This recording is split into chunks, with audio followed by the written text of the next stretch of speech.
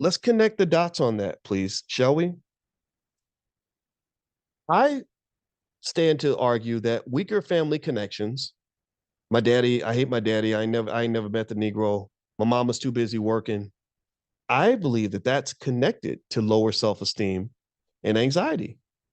I would say that if you heighten the family connections, like those family business meetings I talk about, or just investing in people instead of always thinking that investment involves money, I argue that that's going to help the first two. That a child who gets investment in not material. I'm not talking about money. A child who gets investment of time and love from a parent, both parents, meaning that the parents don't just invest in the child directly, they invest indirectly.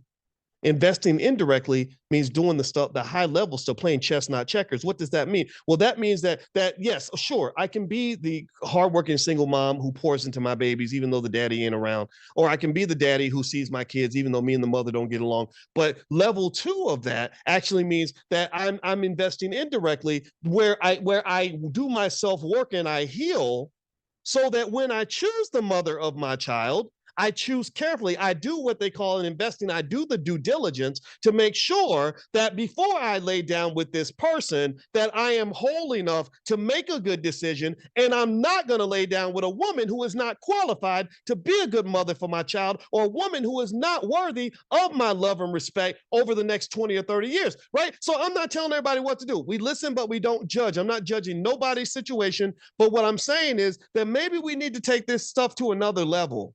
Maybe there needs to be another level of investment that says, before I even am out here trying to date people, I need to make sure I know how to pick a good relationship. I know how to be good in a relationship, and I know how to make a situation that I'm going to be able to sustain and maintain. I'm not going to go get a girl pregnant and then break up with a mama before the baby's born, so that my child then has to juggle loyalties between two different people. And instead, they get to say, that's my mommy, that's my daddy. They love each other and they're both here for me, which heightens the self-esteem, reduces the anxiety of the child, and increases the child's self-worth. How about that for a theory? Or am I just being old-fashioned and judgmental? Or am I being just uppity? I mean, Lord, boys, you're talking about black children having two healthy parents that love each other. I mean, that's just a fantasy. That's not realistic. Who told you that all this chaos is normal? In a chaotic, abnormal world, I don't want to fit in. I don't want to do what everybody else is doing, because what's happening is very terrifying and it's sad. So many broken little babies on these hip hop reality shows who never got the love they deserve, never got the attention, never got two parents that gave a damn enough to be unselfish enough to put the family above themselves, are out here buying Gucci and Louis and robbing and stealing and doing OnlyFans to make extra money because they got abandoned by the family. Stronger family connections start with people committing to creating stronger families. But we will work harder to keep a damn job than we'll work to keep a family together. That is trifling and pathetic as shit.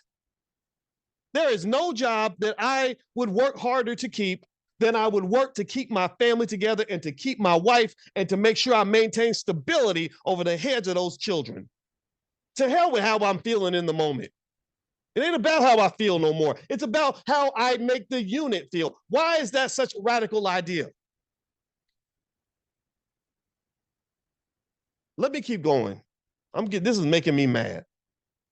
Next, social media is making it worse. Surprise, surprise. According to Common Sense Media 2022, they said teens who spend more than 3 hours a day on social media are 2 times more likely to value wealth and status over relationships and personal development.